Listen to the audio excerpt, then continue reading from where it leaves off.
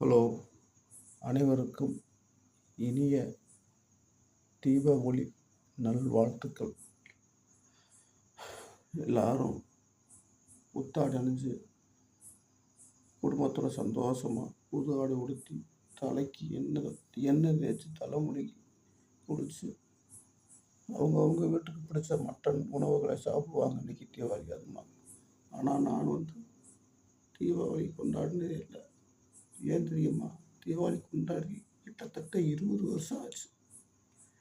20 வருஷம் தலைக்கு எண்ணெயை தேய்க்கிறதில்ல. 20 வருஷம் ஆச்சு. தீபாவளிக்கு புத்தாடையே அணிய மாட்டேன். இந்த மாதிரி இருப்பேன். ஏன் காரணம் இருக்குங்க. இதுக்கு காரணம், முக்கியமான காரணம் இருக்குது. நான் எதனால தீபாவளி கொண்டாடுறதில்ல, முக்கியமான காரணம் இருக்குது. எல்லோரும் சந்தோஷமாக கொண்டாடுங்க. இதுக்கு விளக்கம் நாளைக்கு சொல்கிறேன். புரியுதுங்களா?